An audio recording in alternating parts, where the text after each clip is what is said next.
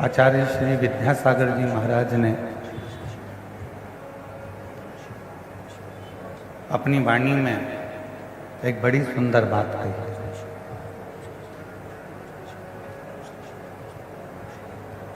आचार्य श्री विद्यासागर जी महाराज अपनी वाणी में कहते हैं कि आपका मनुष्य देह में मिलना एक दूसरे से ढेरों लोगों से होगा। बहुत लोग आपसे मिलेंगे, बहुत लोग आपके सामने आएंगे, बहुत लोग आपके सम्मुख में आएंगे, बहुत लोग आपसे सामने खड़े होंगे।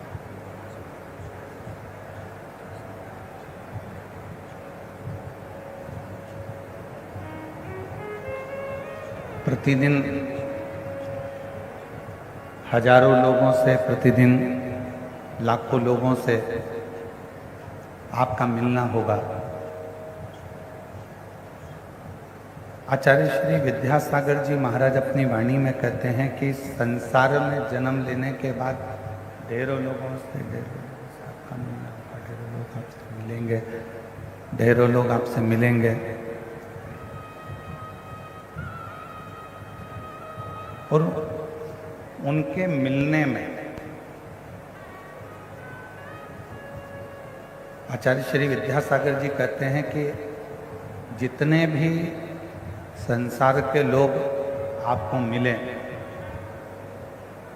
उनके मिलने में आपको उनका केवल गुण ही देखना है, अवगुण कभी नहीं देखना ही। आचार्य श्री विद्यासागर जी महाराज केवल क्यों? भोजन करने बैठते हो,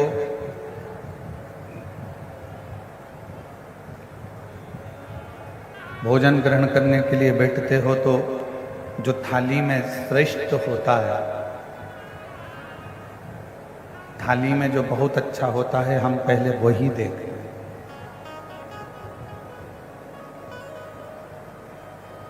शादी आती है, विवाह शादी में हम सबसे पहले जो अच्छी साड़ी होती है पहनने के लायक, उसको ही देखते हैं।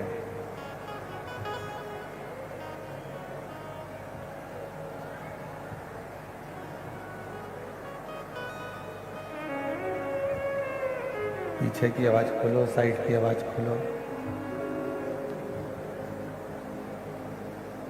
भोजन की थाली में जैसे हमने केवल जो शुरुआत में अच्छा ही देखा है,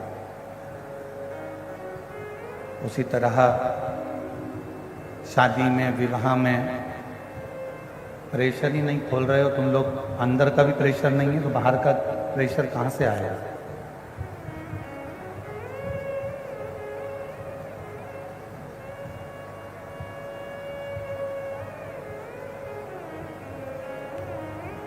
आचार्य श्री विद्यासागर जी महाराज कहते हैं कि जैसे भोजन की थाली में भोजन करने के लिए बैठे तो उसमें सर्वश्रेष्ठ भोजन को देख रहे हो।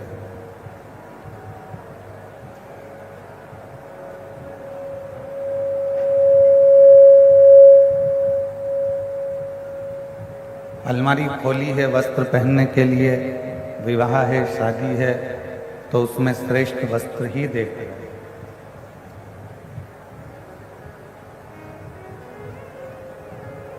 और यदि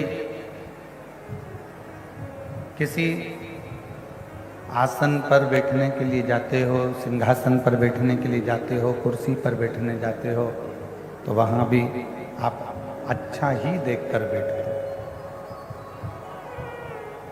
उसी तरह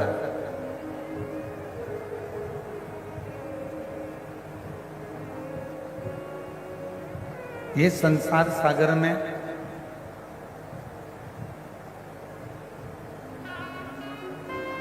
ये श्रेष्ठ हमारे बीच में छत्तीसगढ़ शासन के माननीय मुख्यमंत्री जी श्री विष्णुदेव जी सहाय जी की धर्मपत्नी श्रीमती कौशल्या देवी जी सहाय पधारी हैं। एक बार जोरदार ताली बजाकर उनका स्वागत, वंदन, अभिनंदन। जिन्होंने इस पवित्र शिव महापुराण कथा को श्रवण करने के लिए पधारे, उनके लिए साधुवाद, वंदन अभिनंदन। एक बार जोरदार ताली बजाकर उनका स्वागत करना।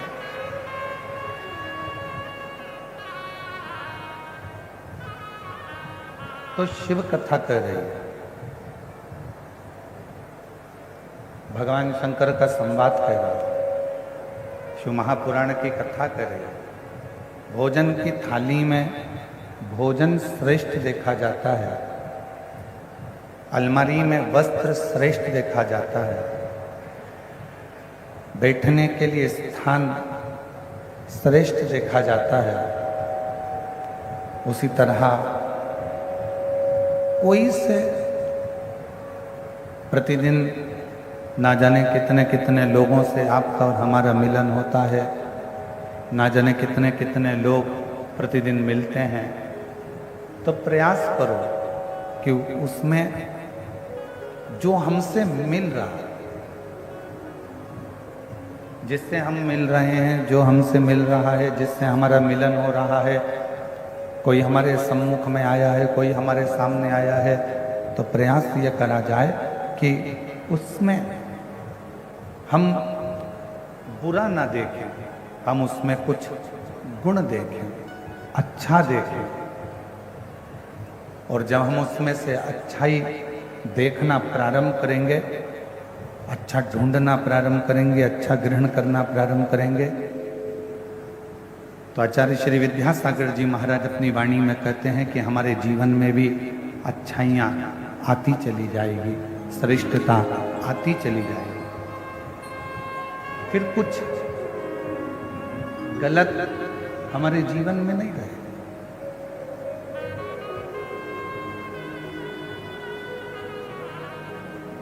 और मैंने तेरे ही भरोसे बाबा, तेरे ही भरोसे हवा बिच उड़ती जवानी बाबा, डोर हर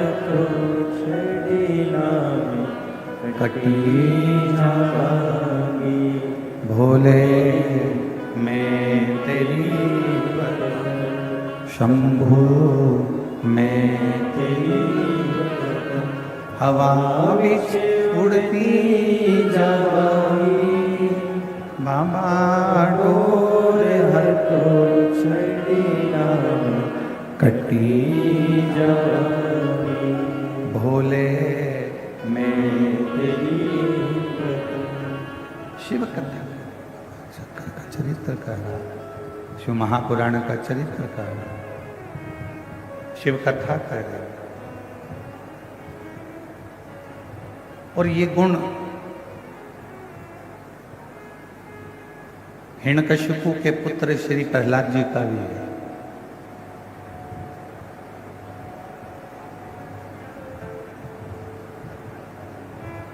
शिव महापुराण की कथा में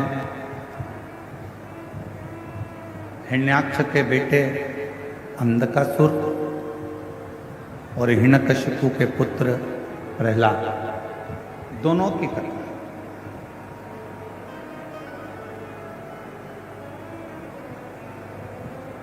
अंधकासुर जो भगवान शंकर के नेत्र बिंदु से प्रकट हुआ और जिसको मां जगत जननी पार्वती जी ने अपना पुत्र मान लिया।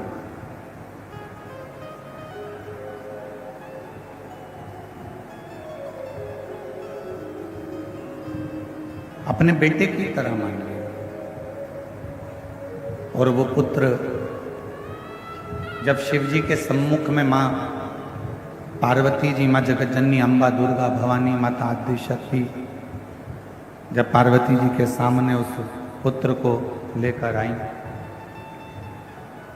तो मां आदि शक्ति ने जैसे ही शिव जी से कहा कि ये आपका पुत्र है, भगवान शंकर ने कहा इस पुत्र को रखो मती, इसको समुद्र में डालना।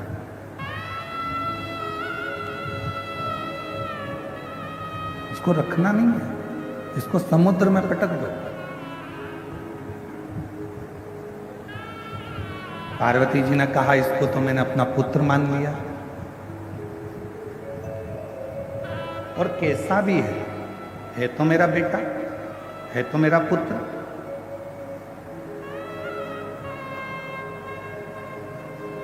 शिव कथा कहती है, भगवान शंकर का चरित्र कथा है, शिव महापुराण की कथा कहती है,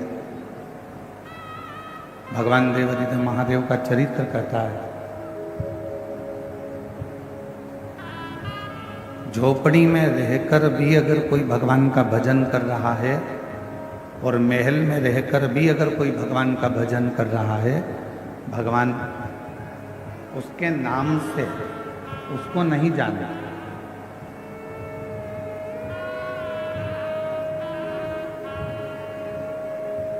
एक कमलेश नाम का हजारों लोग होंगे, विमलेश नाम के भी हजारों लोग होंगे, सुशीला नाम के भी हजारों लोग होंगे, लीलाबाई नाम के बहुत सारे लोग होंगे। हो सकता है लीलाबाई साहू या लीलाबाई शर्मा, विमलाबाई, ओझा, एक नाम के ढेर सारे हो सकते हैं। ओझा भी बहुत हो सकते हैं, साहू भी बहुत हो सकते हैं, शर्मा भी बहुत हो सकते हैं, मिश्रा भी बहुत हो सकते हैं, वशिष्ठ भी बहुत हो सकते हैं।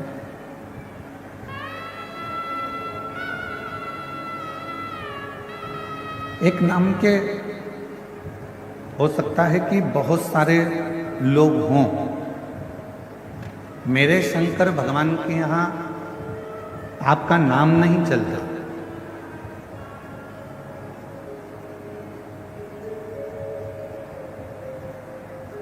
मेरे शंकर भगवान के यहाँ पर तुम्हारे नाम से कोई मतलब नहीं।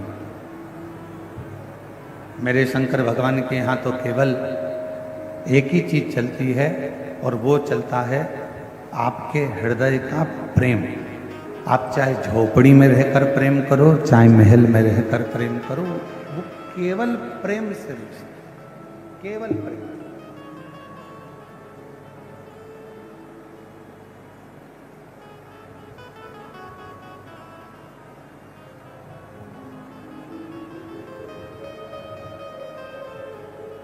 अब यदि सच्चा प्रेम है तो शबरी अम्बा के लिए मेरे राम जी महाराज, किसी ने बड़ा सुंदर कहा कि राम जी रावण को मारने के लिए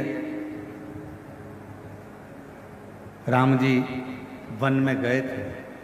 परशु महापुराण की कथा कहती है रावण को तो राम जी अयोध्या में बैठकर भी मार देते, मेरे राम जी रावण को मारने के लिए नहीं, मेरे राम जी तो माँ शबरी को दर्शन देने के लिए वन में गए,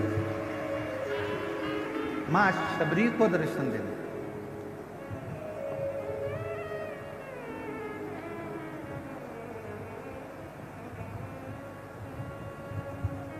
और जिसके हृदय में एक भक्ति का बल होता है, जिसके हृदय में शिव भक्ति समाहित होती है, जिसके हृदय में शंकर भगवान की एक अविरल भक्ति विराजमान होती है, उसके लिए भगवान को उसके दरवाजे तक आना ही पड़ता है। फिर निवेदन करेंगे, पहले कहा आज फिर कहते हैं, यदि आपने शिव जी को एक लोटा जल चढ़ाया है, यदि आपने भगवान शंकर का मंदिर जाना प्रारंभ करा है, तो आपको शिव जी को ढूंढना नहीं पड़ेगा। एक ना एक दिन मेरे शंकर भगवान आपको ढूंढते ढूंढते आपके दरवाजे पर आए। आपको शिव को नहीं ढूंढना।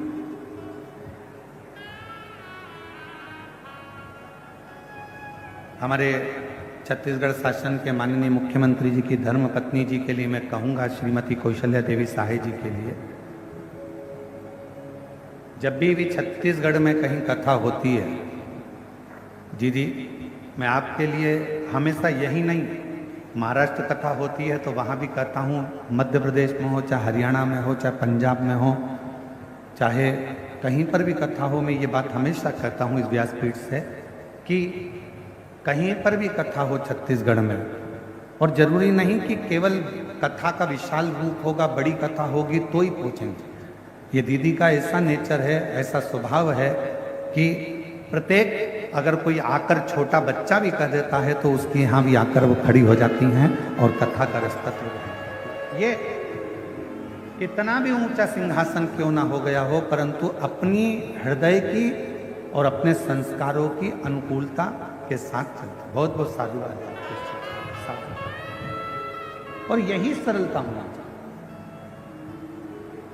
जैसे मेरे भिलाई की बेटियां, मेरे भिलाई की जीजियां, मेरे भिलाई के जीजा हों, मेरी भिलाई की माताएं, मेरे भिलाई के पुरुष, ये जितने पंडाल में बैठे हुए हैं, आप कथा के पंडाल में, हमें मालूम है कई लोगों ने 5 कथा सुनी होगी, किसी ने 7 कथा सुनी होगी, किसी ने 10 कथा सुनी होगी, किसी ने 8 कथा सुनी होगी, किसी ने 3 कथा सुनी होगी, पर इतना विश्वास जरूर इस व्यासपीठ के माध्यम से सावन की या सोमवारी है। इस विश्वास के साथ कहता हूं कि जितने लोग दिल से कथा को सुनते हैं, अगली बार फिर जब कथा होगी तो आपकी झोली फिर खुशियों से भरी होगी। ये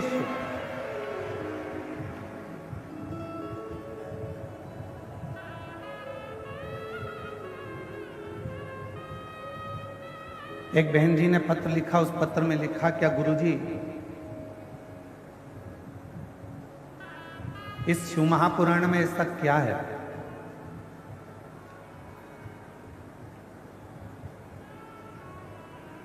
कि दुनिया का व्यक्ति केवल शिव पुराण की कथा में जाकर बैठता है, पंडाल के अंदर, पंडाल के बाहर, टीवी के सामने, मोबाइल के सामने अगर बैठता है और कथा का रसतत्व यदि वो ग्रहण करता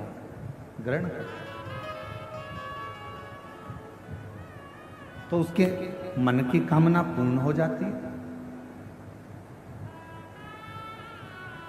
ऐसा शिव पुराण में है क्या?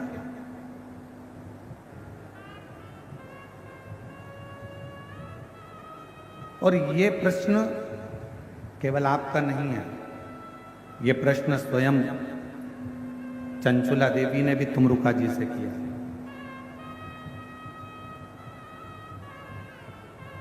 ये प्रश्न स्वयं चंचुला देवी ने तुमरुका जी से करा था कि तुमरुका जी, माँ जगतजननी पार्वती जी ने कहा है कि अपने पति के मोक्ष के लिए, बिंदु के लिए शिव महापुराण की कथा श्रवण करो। और मेरे पति ने ना तो कभी दान किया, मेरे पति ने ना कभी धर्म करा, मेरे पति ने ना कभी पुण्य करा, मेरे पति ने ना कभी सत्कर्म किया, मेरे पति ने कभी ना मंत्र जाप किया, मेरे पति ने ना कभी किसी तीर्थ का दर्शन किया, ना मंदिर गया। फिर आखिर मेरे पति को मोक्ष कैसे मिल जाएगा?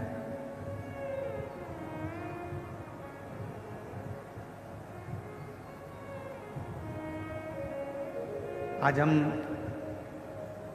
सुबह जब लिंग पुराण की कथा पढ़ रहे थे तो उसमें एक बड़ी सुंदर बात मिली, और हो सकता है कि वो अब यहाँ कथा से जाने के बाद हम प्रयास करेंगे कि लिंग पुराण की पुस्तक को खोलकर, पुराण को खोलकर एक एक लाइन पर अपनी उंगली चलाते हुए उस बात को आपको भी पढ़ने के लिए हमारे सोशल मीडिया से, हमारे यूट्यूब, फेसबुक पर हम उसको डलवाएंगे। आप पढ़ना, और हम प्रयास करेंगे कि आज ही वो जो हमने पढ़ा है लिंग पुराण में कि किसी ने गलत भोजन कर लिया, किसी ने गलत कर्म कर लिया, किसी ने गलत कार्य कर लिया, गलत भोजन कर लिया, गलत विचार आ गए, गलत सोच आ गई, गलत दृष्टि आ गई, गलत भाव प्रकट हो गया। उसके बाद भी शिव जी को चढ़ाया गया जल, उसके बाद भी भगवान शंकर को चढ़ाया गया जल, उसको फल प्रदान कर देता है। शिव जी को चढ़ाया गया जल उसको फल दे रहा है। आज यहाँ से जाने के बाद उस लिंग पुराण का वो चरित्र, लिंग पुराण का वो चरित्र आपको श्रवण करेंगे, पढ़ेंगे। आप भी पढ़ना, हम भी पढ़ेंगे साथ, और हम उसको YouTube पे डालेंगे, आप उसको पढ़ना आज सोमवारी के दिन। आज सावन महीने का विराम का सोमवार है। आज के दिन लिंग पुराण का वो चरित्र आप भी पढ़ेंगे कि कितना सुंदर वर्णन किया। स्वयं चंचुला देवी कह रही हैं तुमरुका जी से कि मेरे पति ने ना कभी दान करा, ना कभी पुण्य करा, ना कभी सत्कर्म करा, ना कभी भजन किया, ना कभी कीर्तन किया, ना कभी मंत्र जाप किया, फिर मेरे पति को आप कह रहे हो कि मोक्ष मिल जाएगा। ऐसे कैसे मिल जाएगा?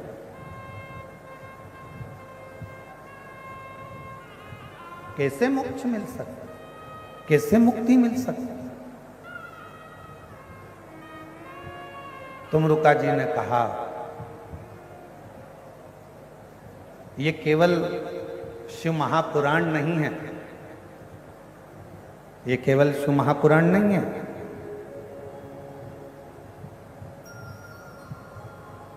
तुमरुका जी कह रहे हैं चंचुला देवी ये केवल शिव महापुराण की कथा नहीं है।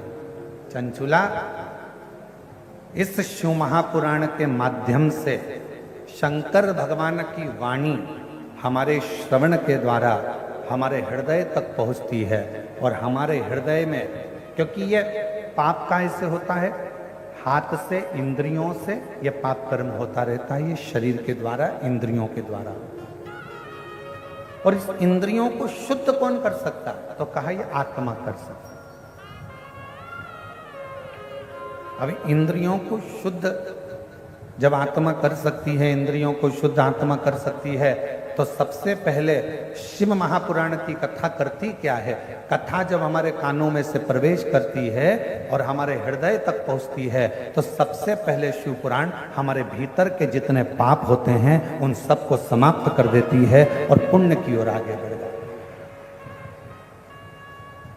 आज के जमाने में फ्रिज उधार मिल सकता, बोलो जम के मिलेगा कि नहीं मिलेगा? प्रेशर खोलो, प्रेशर अंदर बाहर दोनों साइड का, अंदर का भी खोलिए, बाहर का भी खोलिए। आज के जमाने में फ्रिज उधार मिल सकता है। आज के जमाने में अलमारी उधार मिल सकती है। आज के जमाने में गोल्ड भी, बोलो बोलो जम के, उधार मिल सकता है। आज के जमाने में मकान भी उधार मिल सकता है। आज के जमाने में गाड़ी भी उधार मिल सकती है। आज के जमाने में कपड़े भी, बोलो जम के, उधार मिल सकते हैं। आज के जमाने में किराने का सामान भी उधार मिल सकता है। आज के जमाने में सब्जी भी उधार मिल सकती है। आज के जमाने में दूध की थैली हो, चाहे तुम्हारे डेंटिंग पेंटिंग का सामान हो, वो भी उधार मिल सकता है।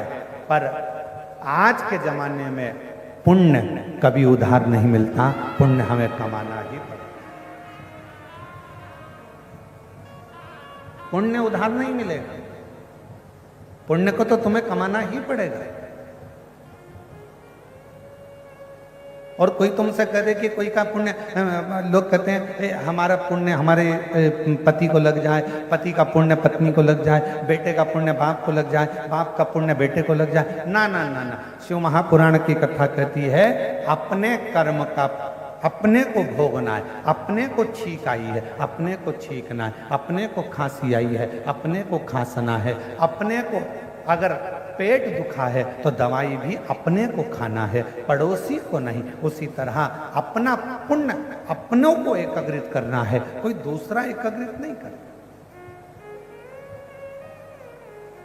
इसलिए फिर निवेदन, हिम्मत बुरे कर्म कर बंदे वरना पछताएगा, भगवान की आंखों से तू बच नहीं पाएगा। बच नहीं पाएगा। अरे ओ अज्ञानी मत करना, अरे ओ अज्ञानी मत करना दानी।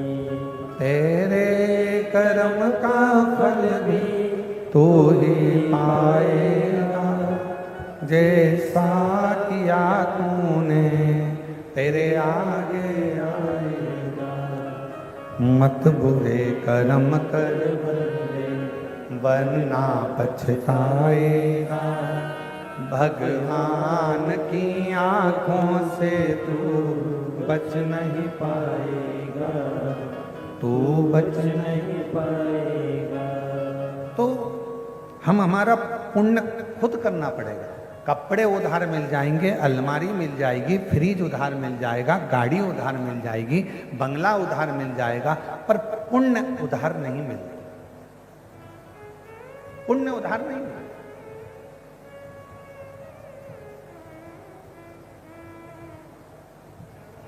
तो माता जी ने लिखा अपने पत्र में कि शिव पुराण में ऐसा क्या है जो दुनिया के लोगों का काम हो रहा है कथा सुनने से। शिव को एक लोटा जल चढ़ाने से लोगों का काम हो रहा है, कथा सुनने से लोगों का काम हो रहा है। आखिर शिव महापुराण में ऐसा है क्या? मेरा बहन जी से निवेदन है, शिव पुराण सबसे पहला काम करती है अंदर के, श्रवण करते ही भीतर के पापों को धो दे। अच्छा, एक प्रश्न करें, आपसे उत्तर दीजिएगा। ए मेरी भिलाई की जीजियों और जीजाओं, बेटियों बेटाओं, सब उत्तर दें। कथा सुनने के लिए जब हम जाते हैं, अब ये पंडाल तो बहुत बड़े बड़े हैं और आप लोग आए भी बहुत सारे हो। कल हमको वो बता रहे थे पुलिस अधीक्षक आदि कि गुरुजी इतना शिव भक्त कथा सुनने के लिए आया है कि ये 5 पंडाल जैसे भरे पड़े हैं ना, इसमें के 15 पंडाल और लगा दिए जाएं और बाहर की पब्लिक को उसमें कर दिया जाए तो भी पंडाल भरे की भरे ही रहे। इतना भर।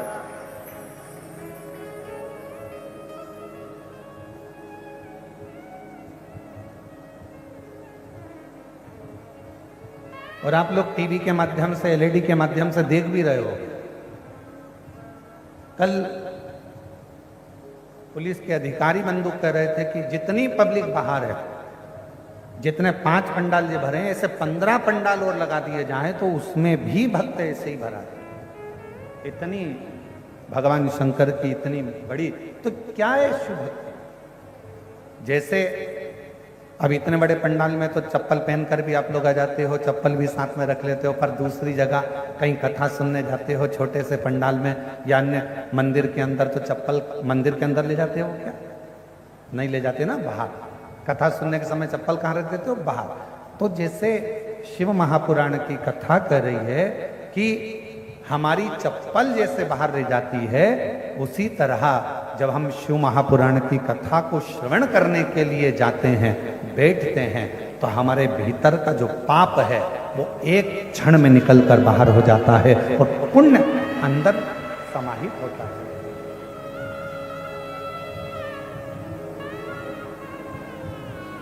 शिव महापुराण में ऐसा क्या है? तो कहा ये अंदर के पाप को धोती है।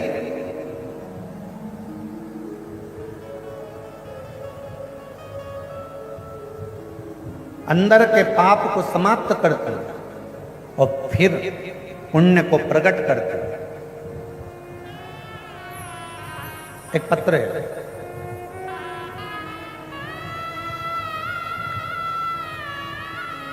मेरा नाम पिया जाना, मैं भिलाई के बापू नगर खुर्सी पार में रहती हूँ। कहीं बैठी हो आप ही हैं? एक बार वापिस हाथ हिला दो। आ जाइए, एक बेलपत्र ले जाना, आ जाओ।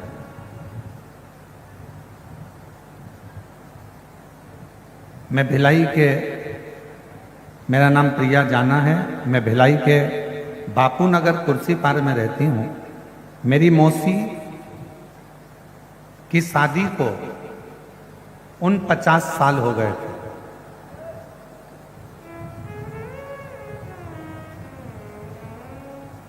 और उन 50 साल तक उनके घर में संतान नहीं हुई।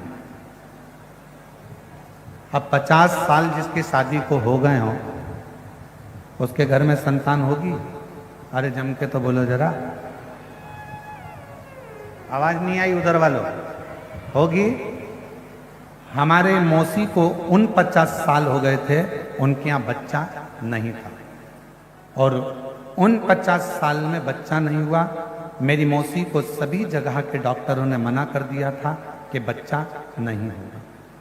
गुरुजी, मैंने मेरी मौसी से कहा, पंडित प्रदीप मिश्रा सीहोर वाले बोलते हैं, आंकड़े के जड़ का कमर में बांधकर पशुपतिनाथ का व्रत करो।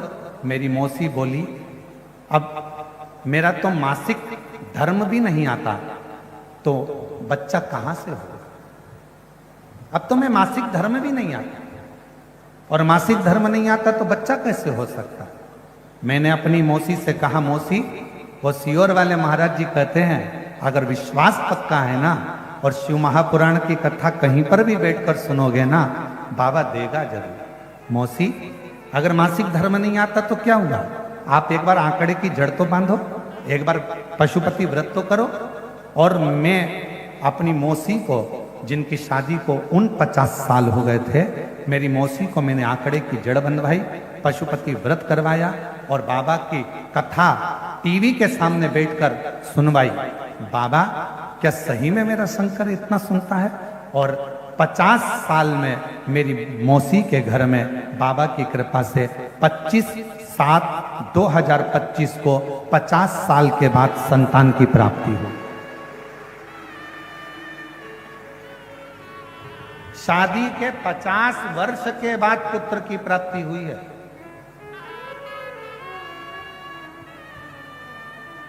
अब ये लाइन आप भी बोलिएगा, तेरी कृपा का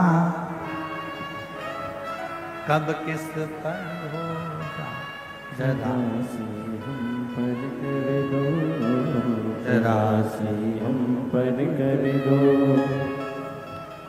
तेरी कृपा का क्या है भरोसा, कब किस पर हो जाए, जरा से हम पर कर दो, जरा से हम पर कर दो।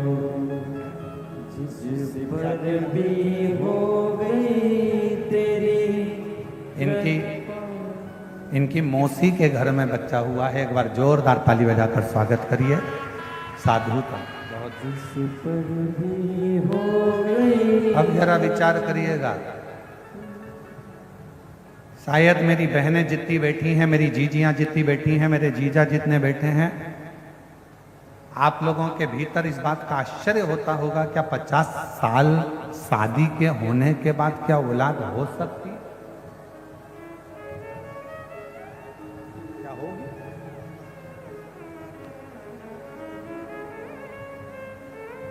और जिस पर भी हो गई तेरी कृपा करुणा, वो भव पार हुआ, भव पार हुआ। पापी हो चाहे जितना, उसका भी बाबा उद्धार हुआ, उद्धार हुआ। गिद्ध अजामिल गणिका जैसे तेरे मन को भाए, जरा सी हम पर कर दो, जरा सी हम पर कर दो। तेरी कृपा का क्या है भरोसा, कब किस पर हो जाए, जरा सी हम पर कर दो। अब जरा विचार करो, क्या 50 साल में, शादी के 50 साल बाद अगर वो संतान दे सकता है, तो ईमानदारी से शिव महापुराण की कथा, अगर आपने शंकर भगवान को अपना पिता मान लिया और दिल से कथा के पंडाल में बैठकर यदि कथा सुन ली तो वो दुनिया का सारा ठाट दे सकता।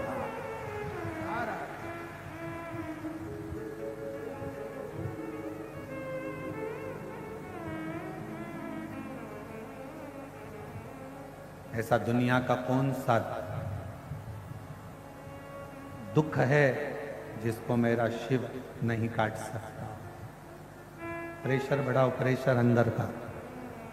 ऐसा दुनिया की कौन सी तकलीफ है, ऐसा दुनिया का कौन सा कष्ट है जिसको मेरा शिव नहीं काट सकता,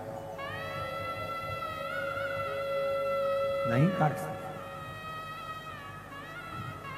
दुख, अगर परमात्मा ने दुख दिया है तो दुख कटने का उपाय भी परमात्मा ने दिया।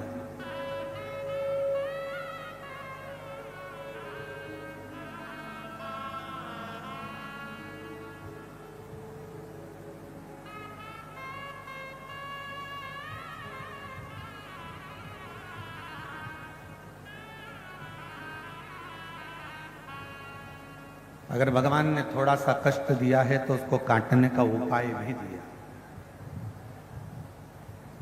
दशरथ जी के घर में जब संतान नहीं हुई, गुरु जी के पास में गए और गुरु जी के पास में जाकर उन्होंने निवेदन करा, विनय करी, प्रार्थना करी, कोई उपाय बताओ मेरे घर में औलाद हो जाए, संतान हो जाए। अब दुनिया के लोग कहते हैं सियोर वाला महाराज केवल उपाय उपाय बताता रहता है शिव पुराण में। केवल सियोर वाला महाराज नहीं,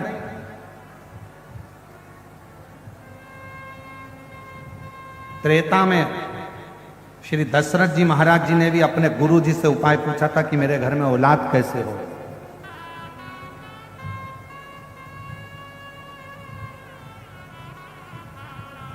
भगवान कृष्ण ने द्वापर में पूछा था अपने गुरु जी से कि मेरे घर में औलाद कैसे होगी।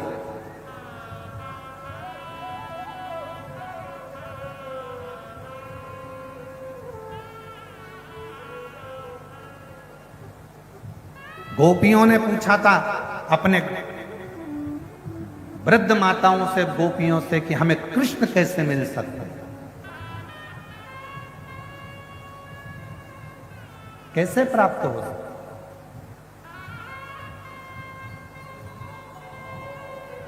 शिव महापुराण की रचना वेदव्यास जी से किसी ने पूछा कि आपने शिव पुराण की रचना करी क्यों है, किस लिए करी है। जब आपने स्कंद पुराण, कुर्म पुराण, आदिकादिक पुराण, सारे वेद शास्त्र, महाभारत सबकी रचना कर दी, फिर शिव पुराण की रचना क्यों। तो वेदव्यास जी ने कहा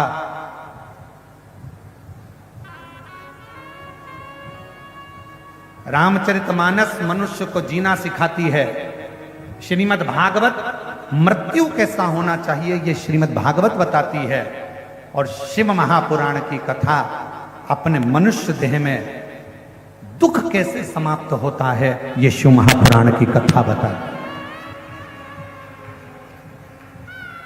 अपने दुखों को कैसे मिटाया जाए, अपने कष्टों को कैसे समाप्त किया जाए, अपने जीवन में जो तकलीफ आई है हम कहां जाकर कहें, किससे कहें। अगर दुनिया के आगे जाकर कहेंगे लोग हंसेंगे कि ये तो जगह जगह पहले तो जाती पड़ती थी अब रोती पड़ती। दुनिया के सामने बोलेंगे लोग हंसेंगे, हम किससे कहें। तो शिव महापुराण की कथा में वेदव्यास जी सारे काली मिर्च कैसे चढ़ाना है, काली तिल कैसे चढ़ाना है, धतूरा कैसे चढ़ाना है, बेलपत्र कैसे चढ़ाना है, कैसा नियम धारण करना है, क्या करना है। हम डॉक्टर के पास जाते हैं तो डॉक्टर भी दवाई लिखता है तो ये बता देता है ये दवाई सुबह खाना, ये शाम को खाना, ये भोजन के पहले खाना, ये भोजन के बाद खाना, इससे ये सुबह मॉर्निंग में जल्दी खा लेना, डॉक्टर भी बताता है। उसी तरह शिव महापुराण में वेदव्यास जी ने सारी बातें एक एक लिख दी कि शंकर को बेलपत्र कैसे चढ़ाना, शिव की आराधना कैसे करना। और थोड़ा बहुत अगर शिव महापुराण से अगर हटकर देखें तो लिंग पुराण में भी वर्णन आया, कुर्म पुराण में भी वर्णन आया। ऐसी कोई पुराण नहीं जिस पुराण में भगवान शंकर के चरित्र का, भगवान शिव की पूजन का, भगवान शंकर के अनुमोदन का, भगवान शिव के भजन का वर्णन नहीं आया।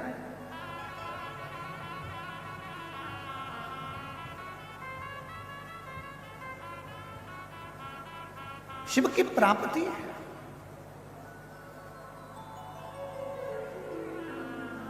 और महादेव नमन चरणों में, सोमवार ये सब बोलो, महादेव नमन चरणों में स्वीकार कीजिए, सबका किया है मेरा भी उद्धार कीजिए, उद्धार कीजिए। हे त्रिपुंडधारी, है त्रिशूलधारी, है त्रिपुंडधारी, है त्रिशूलधारी। चरणों में तेरे बाबा जी पावन है चारों धाम। चरणों में तेरे बाबा जी पावन है चारों धाम। तेरी देव करते वंदना, ओ जय सीताराम। तेरी देव करते वंदना, ओ जय सीताराम। हो जाए पूरी कामना, हो जाए पूरी कामना। उपकार कीजिए, सबका किया है मेरा भी उद्धार कीजिए, उद्धार कीजिए। है त्रिपुंडधारी, है त्रिशूलधारी, है त्रिपुंडधारी, है त्रिशूलधारी।